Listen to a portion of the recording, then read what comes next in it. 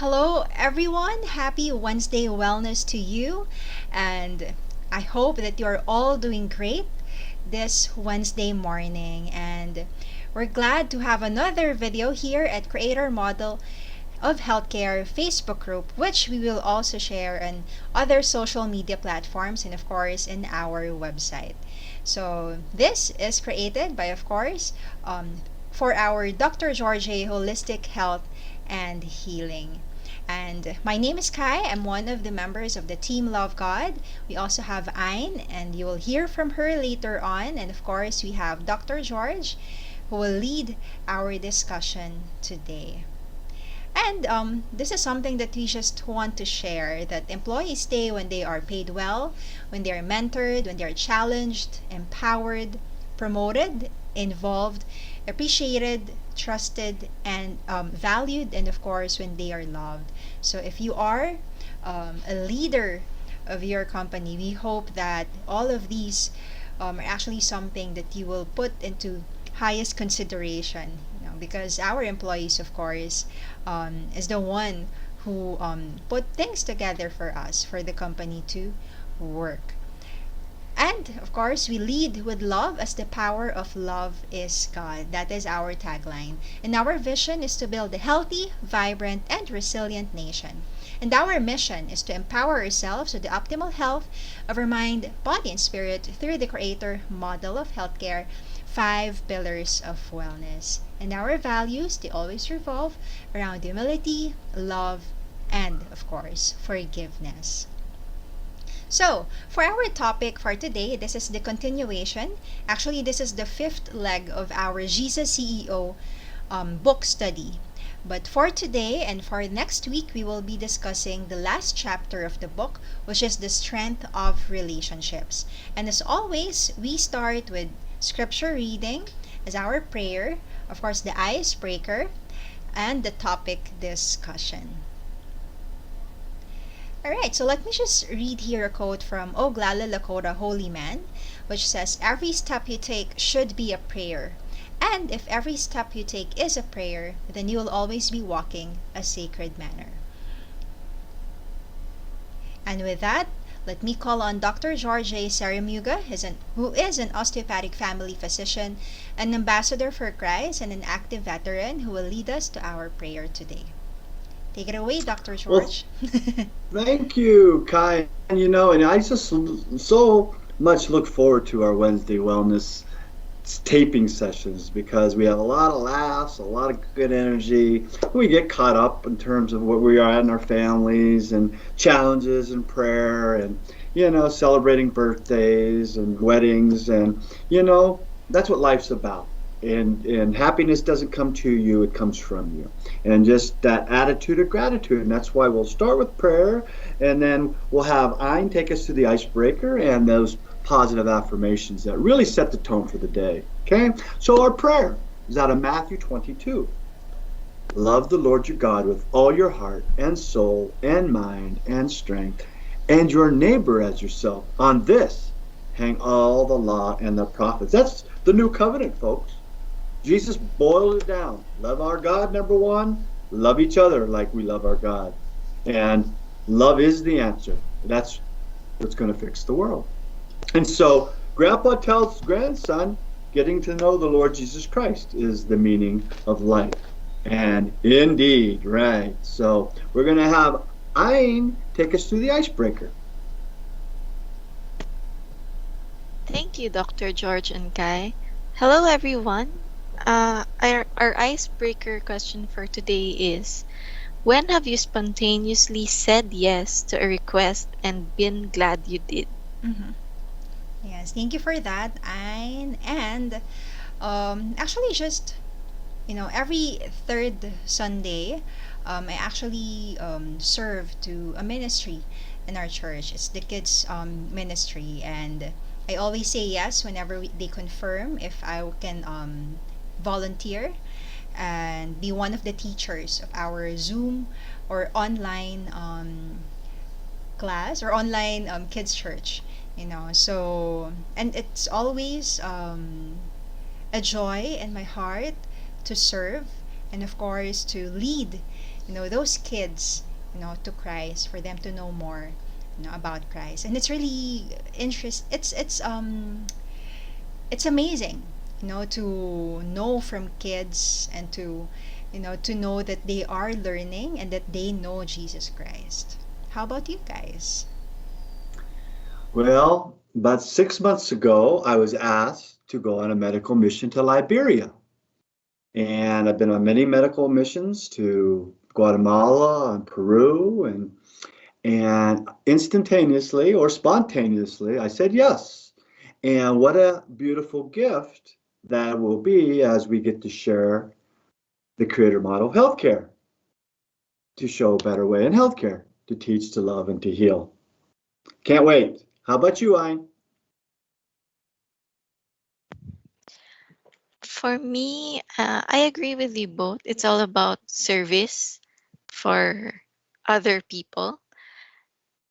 And in my experience, I just say yes to a friend for helping her on her wedding invitations. Wonderful. All right. You know what, folks? Jesus said yes, and we're going to talk about that here throughout this presentation.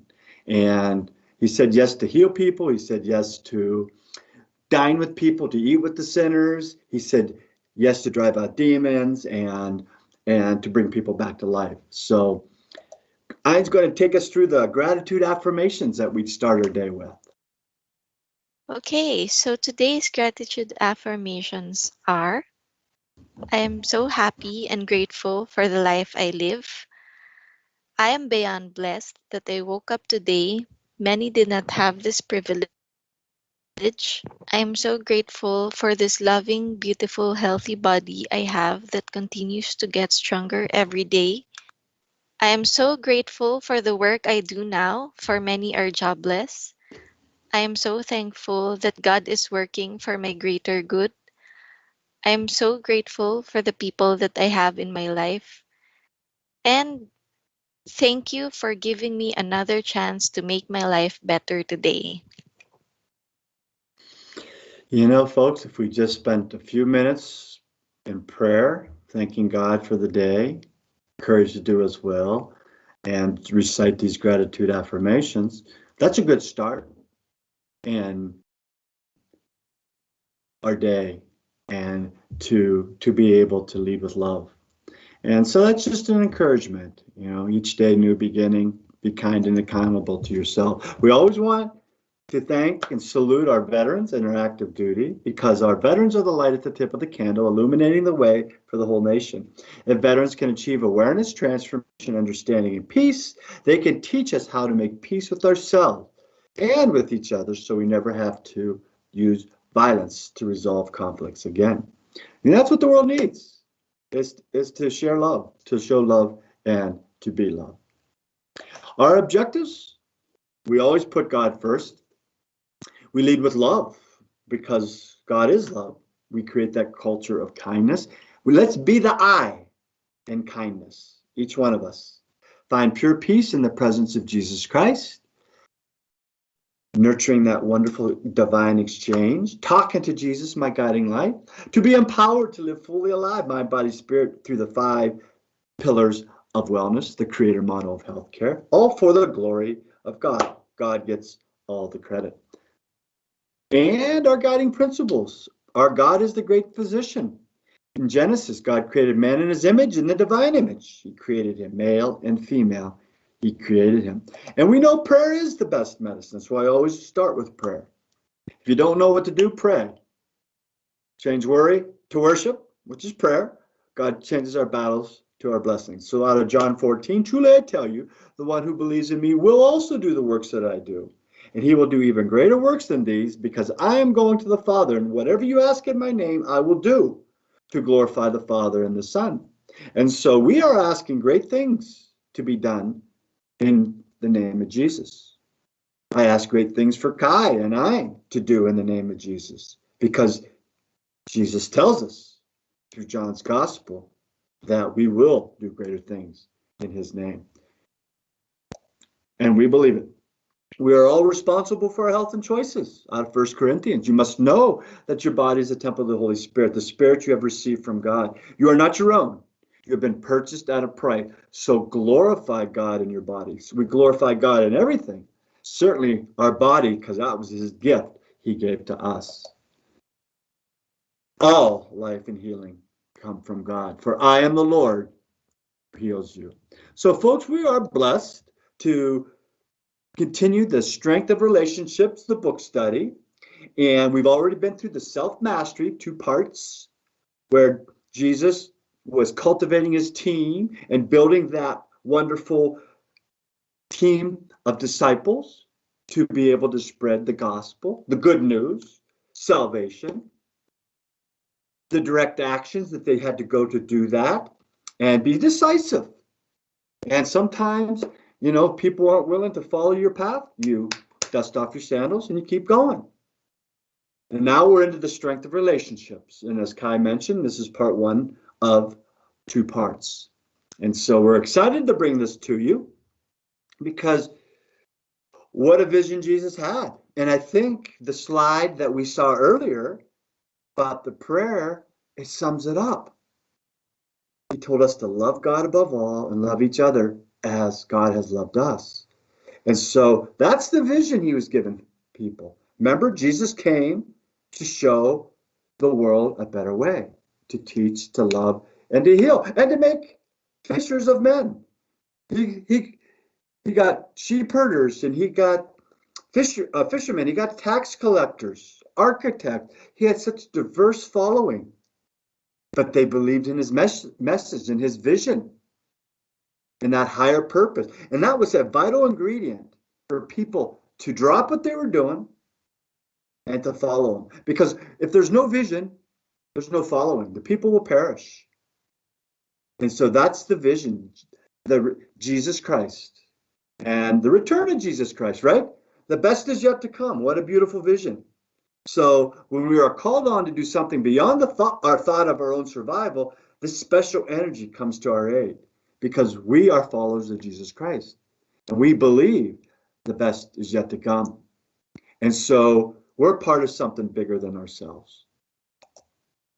And he beheld them. Now, to behold somebody means to put them in honor, put them as the center, the focus. Like if you're going to a gathering and you meet somebody, you shake their hand, you look warmly into their eyes, you repeat their name, and they're made to feel important. And that's how Jesus treated his disciples and those people that he met. The focus was on that person at that given time. And that was the power that Jesus had. And so people flocked to Jesus because he didn't see people as black or white or red or yellow, rich or poor, male or female. He saw them as brothers and sisters in Christ, all related, right? Jesus is all and in all. We all have his DNA, the DNA of love. And he saw everybody as equal and also equal in responsibility. And so that's what we talk about when we talk of behold. It's just put them in a special place, a place of awe, a place of distinction, and make them feel that. And so Kai's going to talk to us about he said yes. Thank you for that, Dr. George. And yes, Jesus said yes.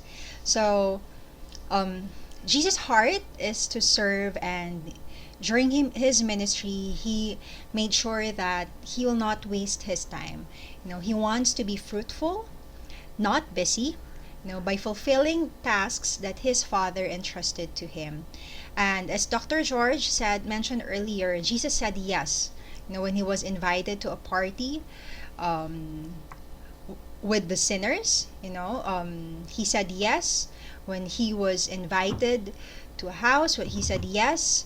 When he was invited to Peter's house, and also to heal his mother-in-law, of course he said yes. When he was asked to heal the sick, he said yes. When he asked us, like, I will do what you ask of me.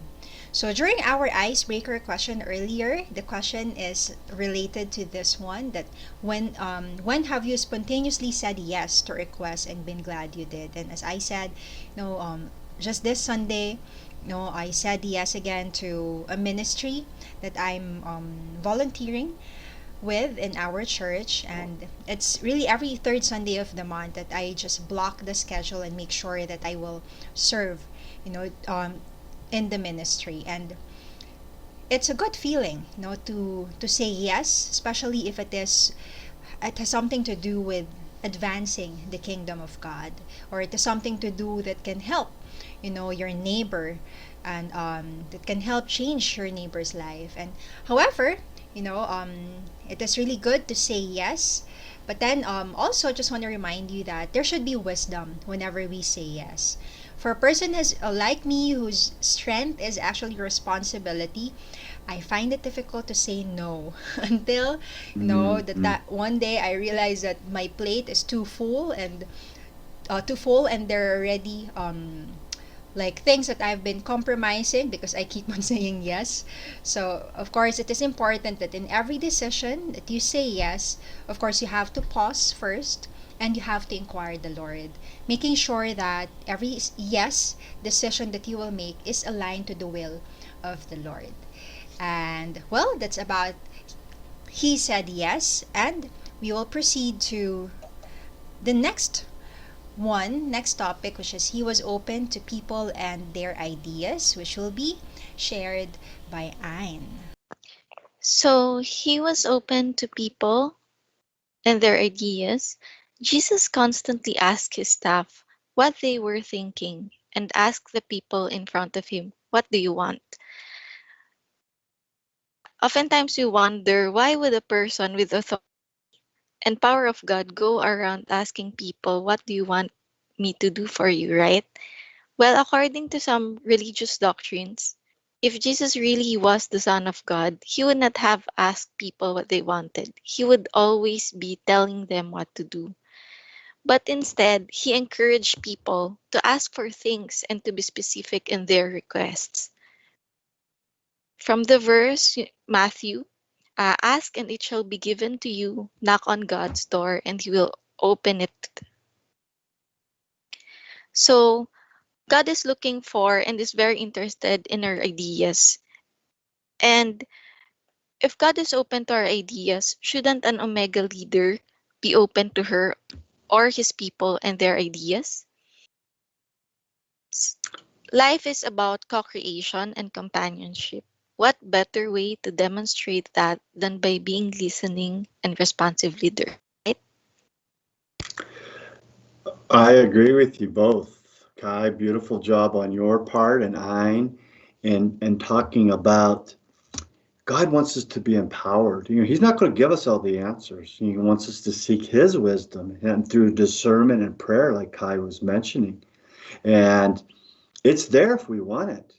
He's picked us for special missions in life, His will. And so the more we connect with Him, the more we'll understand that will, and the more we'll be listening and follow that will. And as Jesus empowered women, Dr. George empowers women. I have two talented women that have been working with me for 5 years now.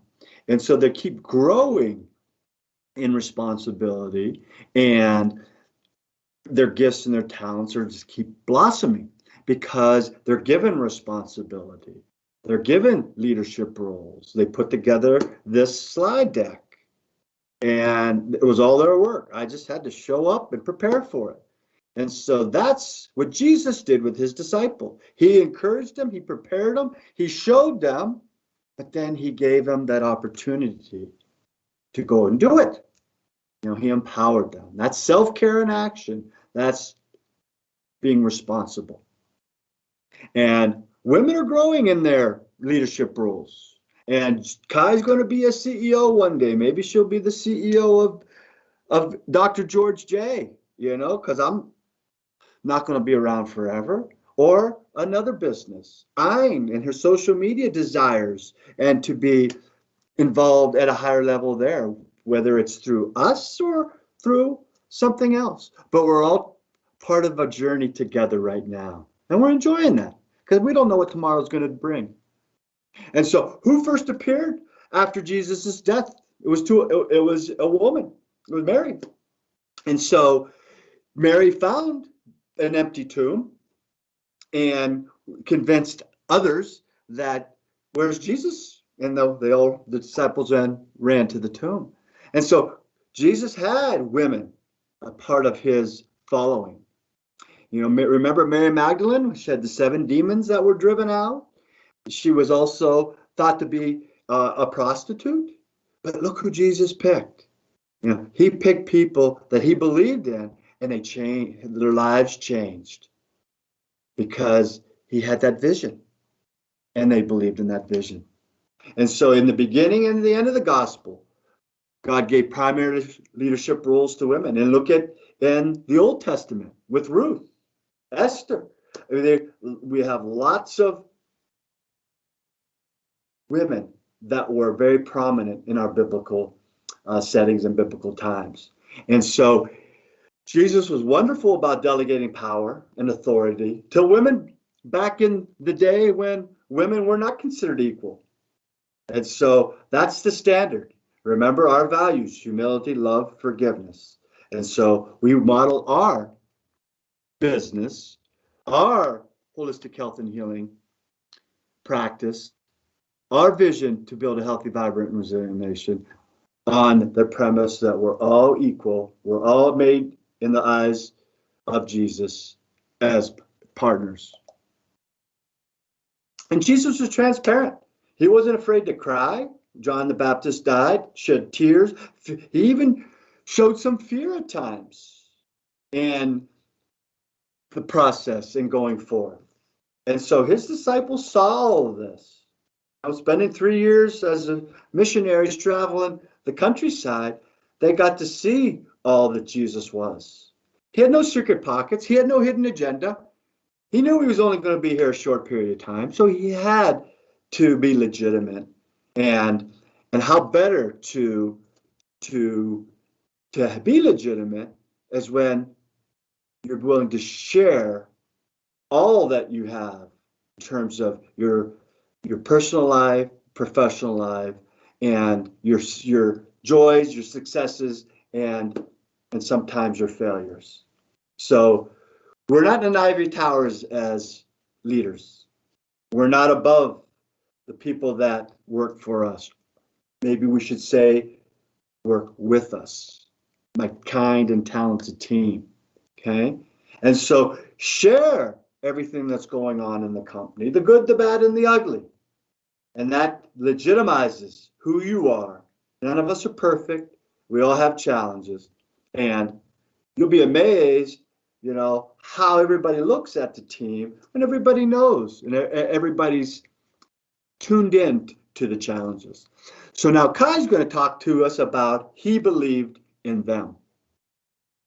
All right, thank you for that, Dr. George. And indeed, I really agree with all that you have shared earlier, and thank you for empowering us as women in our team.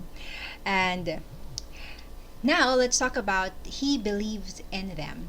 So we'll remember the scripture in Matthew 16 when Jesus changed Simon's name to Peter. Jesus looked at the earnest young man and said, "Some people say your name is Simon, but I'm going to call you Peter, and upon this rock I will build my church."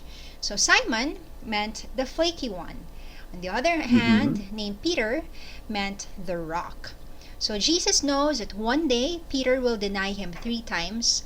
Yet, Jesus still chose to believe in Peter and his huge role in the church later. So Jesus had to believe in his staff, or he never would have slept nights. Their backgrounds were not glorious. They are not perfect. Definitely, they did not grasp what Jesus is actually saying most of the time. They have doubts in whatever they're doing in the ministry, what direction they will actually have. and they're constantly arguing who will be seated at the right or at the left, in the kingdom, and they dozed off. They even forgot him when Jesus needed them the most during his crucifixion. And yet, Jesus chose those people. They were the people he chose to work with. And Jesus even visualized the best in each of them, even when there was evidence to the contrary. So he poured a mold of greatness for them to fill. And ultimately, they went on to fill it. So Jesus believed in them. And as parents, we are leaders of our homes. Our children actually desperately need someone who will believe in them 100%. Not only, the need to encourage them, but they also need someone who will believe in them, in what they can do, and who they can become. And people tend to rise to occasion when they have someone who truly believes in them. And to have someone we admire believe in us can really help set our greatness free. And actually, here at Dr. George A. Holistic Health and Healing, Dr. George believed in us. Even though, at first when we're working with him virtually, even though he haven't seen us face to face yet, still he chose to believe in us. But then, of course, he already saw us face to face already, or me to be specific. But we're glad that we get to grow here in our work in Dr. George A. Holistic Health and Healing, because someone like Dr. George believed in us. That was beautiful, Kai. Well rehearsed, well presented, and absolutely, believing in both Kai and I over these last 5 years, and they've been a rock, and that dialogue going back and forth, and it's just been a beautiful journey, and we're just continuing to be amazed at what the Lord's bringing to us. And I don't always clearly define their work-related rules and their benefits. And we just went through our annual evaluations. We do a 360, and I know I can improve on that. But see, God has given me them to help me do that. Okay? And so we all need help in things in our lives. I have gifts and talents. They have gifts and talents. And together we can. Coming together, all our gifts and talents, the sum of the parts is greater than the whole. And so that's what we're doing. And so I'll improve. But you have to be open to that as well and not live in that ivory tower. And that's what Jesus was. He was on the ground with his people, walking with them, even pushing the wheelbarrow full of goods and supplies, as we saw on The Chosen, which is a beautiful series about the life of Jesus, just finished season 2. Okay. And his definition of wealth, whether looking at the movie The Chosen, reading the Gospels, was not the same as ours. It wasn't a financial wealth, because we know all the gold and silver in the world isn't going to get us to heaven. But we know our wealth is our health, specifically our spiritual health, right? Getting right with the Lord, as Grandpa says to his grandson, and helping each other on that path to salvation. So ours is a business, if you will, of saving souls, helping people walk on the path to salvation. And so that's what Jesus' vision was as well, is to come to teach, to love, to heal. And so he empowers us, right? I love the word. He empowers us to do the same thing in his name. And so let's just do it. Okay? And so people be willing to give up a lot of things if they know that they're loved, they're empowered, they're trusted, they're appreciated. And as I get better at communicating all of the vision and the goal and being that missionary for the God's model of healthcare, the free model of healthcare, it's all kind of falling into place for us. And the world is going to embrace this, because when this is all we have, this is all we need. And so I'm proud of my staff for sticking with me, and they see the big picture. And so it's us now getting out there and fine-tuning things and getting other champions across the globe believing in the creator model of healthcare, the medicine of God is free. And so Jesus forgave, right? That's forgiving our sins. The Lord's Prayer, forgive those that trespass against us as we have trespassed, okay? And forgiveness is an oil in the engine, keeps everything moving. Forgiveness is love in action.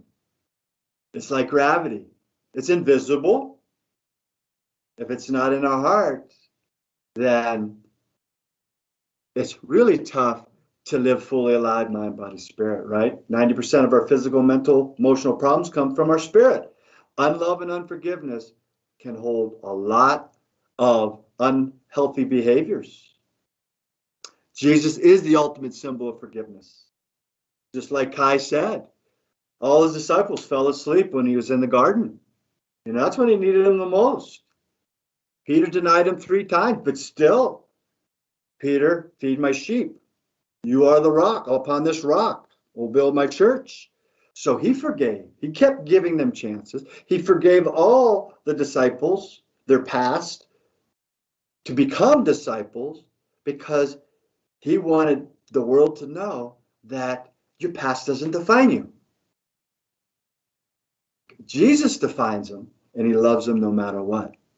And so that's where he is the ultimate symbol of forgiveness. He believes in his staff, kept giving them chances all the way to the cross, right?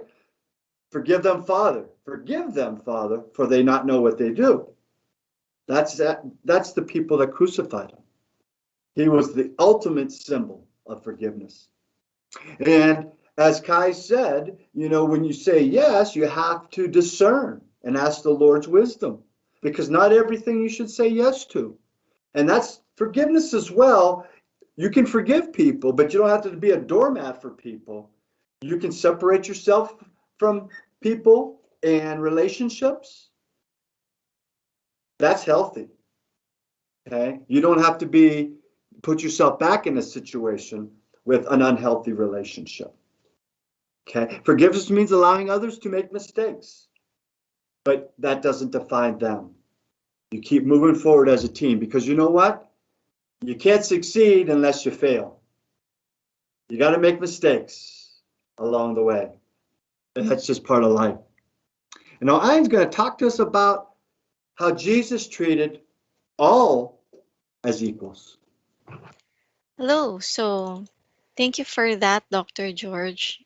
Indeed, we're um, grateful that we are forgiven and loved. And so now he treated them as equals. So Jesus declared himself to be related to God, yet mingled with prostitutes, thieves, and tax collectors. Jesus, representing God, treated everyone as his equal. He not only accepted these less than pure individuals, he radiated so much love for them that people swarmed to him. People felt good about themselves in his presence. So he showed respect by meeting people where they were and accepting them for who they were. In the light of this acceptance, people wanted to be better, try harder, and to do the good and the right thing. His respect empowered them. And I think one of the strongest things or one of the best things you can do for someone is really to empower them and give them a voice. And like Kai said, here at Shop Love God or Dr. George J, uh, we as employees, colleagues, we feel empowered by Dr. George, and we're grateful for that. And so we move on to He Touched the Fragile Things. Back to you, Kai. Thank you, Ayn. And indeed, grateful are we. So, thank you for sharing that, Ayn. And now, let's go to He educated them. One sentence sums up the focus of Jesus' time on earth. And he went everywhere, teaching, healing, and preaching. So, since teaching is educating the mind and preaching is educating the heart, two-thirds of Jesus' work was education. Whenever Jesus heals, if you could remember from the scriptures, he gives them feedback, teaching them what they should do afterwards, such as go and sin no more. With that, the author of Jesus CEO feels it's safe in saying that education is Jesus' number one priority. However, in the corporate aspect, most corporations in the crunch cut back on training programs, and it actually happens every time. Here in the Philippines, there are teachers who travel across rivers using inflated vehicle tires or walk through a number of mountains, a lot of miles just to reach the school assigned to them. Yet, teachers, and I believe not only here in the Philippines but also in other countries, still are among the lowest paid professionals. I just want to share quote from Charlotte Mason. She spent a significant part of her life trying to improve the quality of children's education. And as a mom who homeschool my daughter, you know, um, for me, it really resonates, of also how I value education, that education is not limited only to books, not only limited to a classroom, but it's actually everywhere. And as much as there is an opportunity to learn, we should be eager to help other people to learn, to educate them, especially in the company aspect as well. So Charlotte Mason says, education is an atmosphere, a discipline, a life. Also, she says, the knowledge of God is the principal knowledge. And education, like faith, is the evidence of things not seen.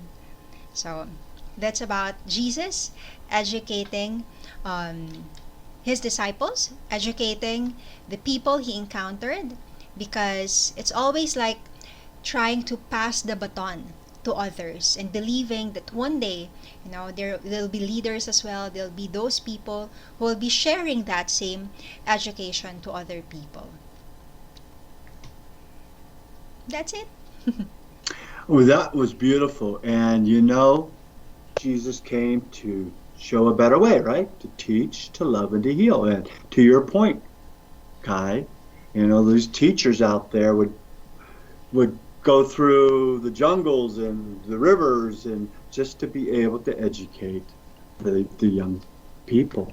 And that's what Jesus' priority was to educate, to teach, to love, and to heal. And great segue into he managed from the inside out.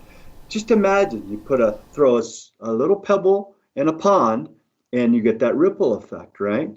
You can't ignore the people closest to you.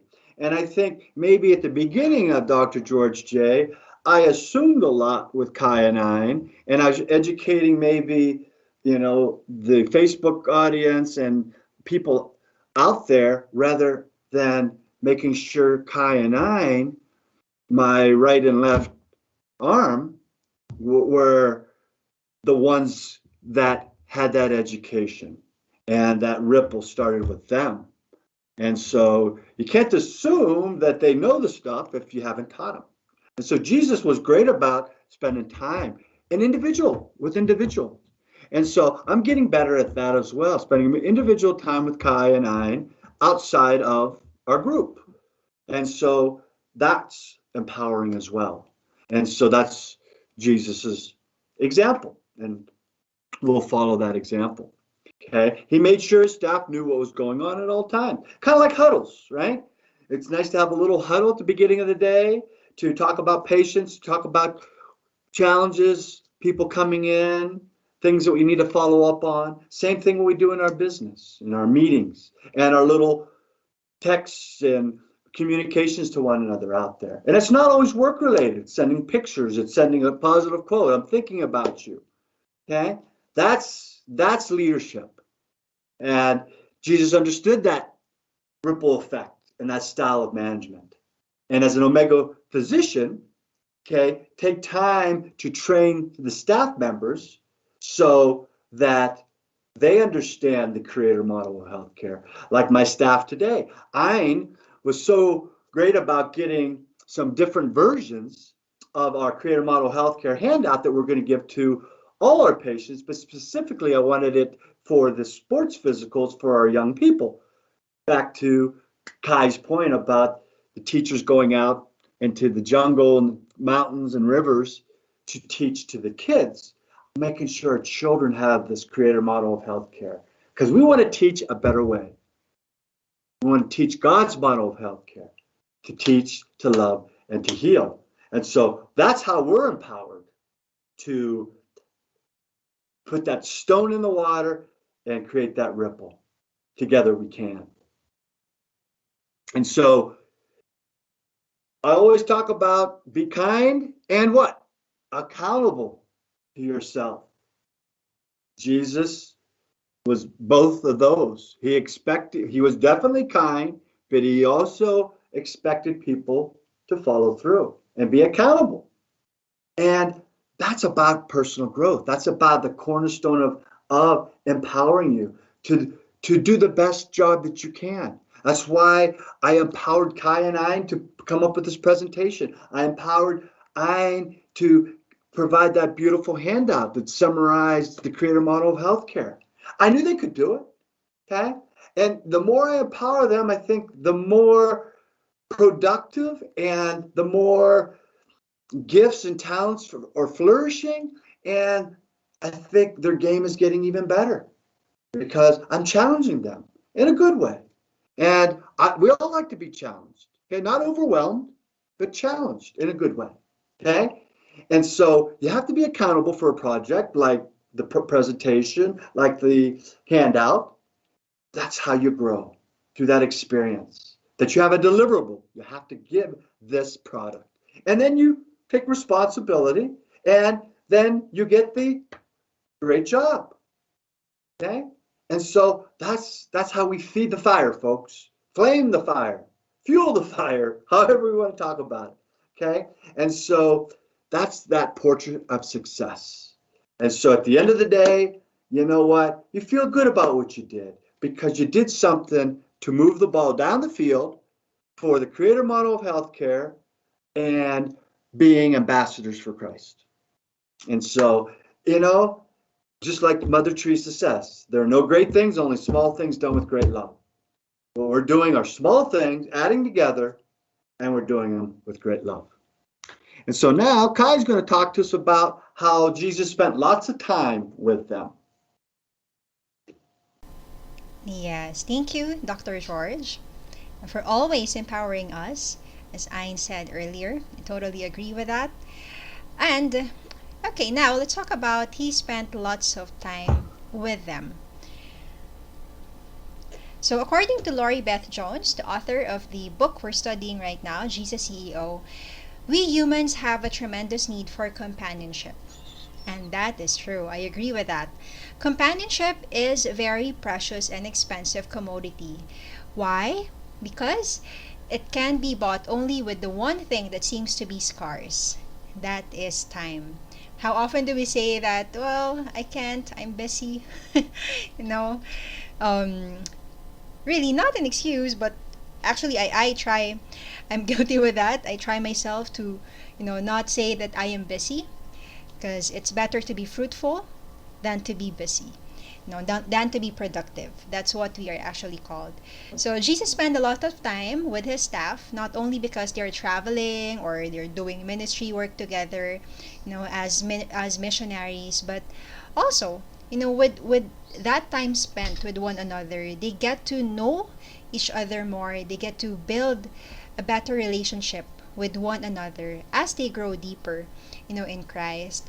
So the Omega leader takes the time to be with his or her staff. It can be picnics, it can be retreats, or can be long walks, with the river. And we're actually looking forward into experiencing all this with Dr. George soon. So mega leaders can be, present, sacrificing their time just to be with at the hospital or funerals, weddings, birthdays and other special occasions, just celebrating, or being with the people they're working with, you know in whatever season of life they may be. And this is where, when, and how people learn what love is. And when people learn that they're loved, they will follow that leader anywhere. So Dr. George, for example, if I may share, he's been with us when I need to undergo different tests, and I send the results to him and ask him also about it. So I have this online consultation, free online consultation with Dr. George. Now he's also with us when we go through difficult times, like when my family, almost all of my family members had COVID. He was with us. We were with Ayn when during her season of grieving because of the Mm-hmm. Yes, loss, indeed. when she lost her dad. So, you know, um, it makes things easier to carry, knowing that it's not only you who carries the burden. Knowing that there is someone else, other people who will walk with you through your season. And also, as a parent, do we still spend quality time with our children?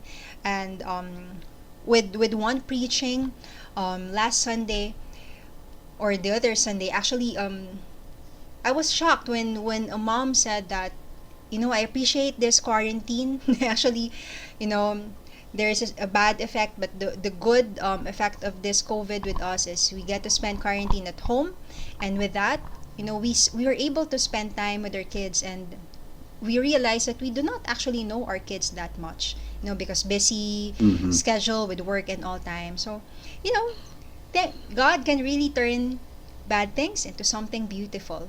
You know, we can learn something from it. And as a manager, do you also spend time to your subordinates? I hope that this is something that we will also reflect today about how are we actually investing our time. And that's how, Jesus spent lots of time with other people. Well done there, Kai. Great examples with personal things in your life and with Ein and all of us, as we share in this journey. That's what families do. And so Ein's going to now bring us on board with He Touched the Fragile Things. Yeah, thank you for those examples, Guy, and thank you, Dr. George. So now we move on to He Touched the Fragile Things. So we all want to touch the fragile things, but so few of us take the time to do so. Many times we fail to recognize fragile things when we see them.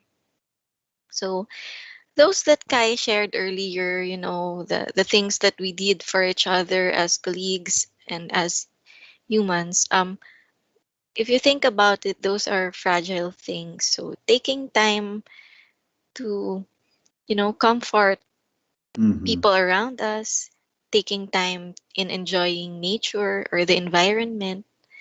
So in this day and age, we keep looking for something new and the next big thing for us. We keep going after the next promotion or the next gadget that we forget to enjoy what we have right in front of us. I think that to touch the fragile things means to enjoy being in the moment. It's about being present and savoring what we have. It's looking out for signs but not missing the breezes. So, most of life is centered on attaining fragile things, but we often lose sight of their true meaning and begin to sacrifice ourselves to the process of acquiring them or their substitutes. So Jesus took the time to touch the fragile things. He took the time to play with the children. He took the Mm-hmm. time to notice the lilies swaying fragrantly in the field. He took the time to notice a baby sparrow that had fallen to the ground. He took the time to notice the number of fine gray hairs on an old man's head. He took the time to hold the hands of a little girl and time to weep with a grieving family. So, what do you think are the things that you miss to enjoy? right now. That's beautiful. It is just being in the present moment and being present and the birds and the lilies and just nature. So I just wanted to echo that, Ein. Leaders set the example by what they do. So, like Dr. George, he's willing to be the lone nut, right, Dr. George? Yes, I am. Yeah. So, when a leader arrives late but demands punctuality, the cognitive dissonance that is created will manifest itself in various ways in the staff member's attitude. So, that's why there's a popular saying, children learn by what they see, not by what they hear. And I think that's so true, especially now that so just sharing this. So we have a 3-year-old kid at home, and I can see how true the saying is that really children learn by what they see. Mhm. So in culture corporate culture is established at the top by one or two key individuals. So policy manuals and instruction books may serve as a purpose, but they do not establish a corporate culture. Leaders set the example by what they do. Your deeds and behaviors will be injected like dye into the psyche of your staff members. So, would you be willing to have someone videotape your deeds for a day and then use that tape as a training video? What kind of by example training is your staff now receiving? Thank And you. yeah. Go ahead, Oh, Ein. ah, sorry. And with that, we continue to he prayed for them. Okay. Well, I thought you were done there, and so I was just Yeah. trying to help with the transition there. But what you just said there, Ein, policy manuals are hundreds and hundreds of pages, and most of us don't read through all the fine print. Okay? Because if the corporate culture is one of leading with love, the power of love is God, that tagline that we have, the vision, build a healthy, vibrant, resilient nation, the mission, the objectives, the 5 pillars of wellness, okay, the guiding principles, that's all manageable. We put that on one piece of paper, okay? And if I'm going to a job and they have 600-page manual, I'm not going to read all of that. Give me the information, the culture. This is, if anybody comes to Dr. George J, they get the page. This is the corporate culture: mission, vision, values, objectives, 5 pillars of wellness, the guiding principles, our tagline. Okay. And if they look at that and they say that resonates with them or not, that's the corporate culture we're creating. And that's what we're living. That's what we're living day to day. And so beautiful job, both Kai and Ein, on ending this presentation. And as Ein said, what's the best medicine? Prayer. Okay. And Jesus was constantly praying for his disciples, praying to his Father. And so, how often do you contemplate each member of your staff in a prayerful, meditative way? And I'll be honest, I do that almost daily for my team, for my family, for my work, for my patients. And because I know that's the best medicine. I know all life and healing come from God. I'm just an extension of his love to help facilitate that. So the more I pray, the more I activate his love. And so that's what I'm called to do. That's the example. Back to what Ein said, is children learn by example. So if they see you praying, they're more apt to pray and carry that on, right? Teach a child as they're young and they won't deviate that from when they grow old. And so Jesus, he had that power to make people feel important, getting back to that being in the presence. And when we're praying, we're not just asking for things, we're just thanking God, the attitude of gratitude, the affirmations, and being contemplative, being meditative. and the five-finger prayer, right? Praying the thumb closest to us. So pray for those people close in our lives. The index finger is pray for those people that are our teachers, our doctors, our instructors. The middle finger is for those people that are in leadership positions, our president, our governors, our church leaders. Then the ring finger is the weakest of all. Pray for those that are vulnerable in our society, the young and the old, and those that have challenges. And then always never forget about praying for ourselves. So that five-finger prayer. And so if Jesus would go off to pray, then that's the example that we should. So if you don't know what to do, just pray. Okay. So we wrap that all up in prayer. And so this self or strength of relationship, part one, is building that team, continuing to build that team, and having that corporate culture, one that leads with love. Okay. So, and as we do this, this embodies and empowers us more as a team. We grow as a team by doing these presentations. That's another gift, an intended consequence that God is giving us, because we're getting better at them together. We're learning more about one another together. We're being empowered together. And we're building that beautiful lead with love culture. And so we get to share that with you. Remember, all gifts are meant to be shared. And so we all win, right? So, that's the beautiful thing about it. We all win, and we're all supposed to win. So now our kind and talented Chief Operations Officer is going to take us from here. So about questions. If you have them, put them on the bottom of the feed, email us, and we'll be glad to talk to you. Take her away, Kai. All right, thank you so much, Dr. George. And yes, so let me just share with you that next week, that's September 1, we'll have the last part of our Jesus CEO book study, still at the topic of the strengths of relationships. So we hope that you will stay tuned. And also, please do not forget to follow us in our social media platforms. We have Facebook, Instagram, Pinterest, and also we have in YouTube. So we hope that you will follow us so that you will know the latest updates, the posts that we have been sharing, the free downloadable files that we have. And for daily inspiration, for devotions, and free wellness handouts, please visit drgeorge.com.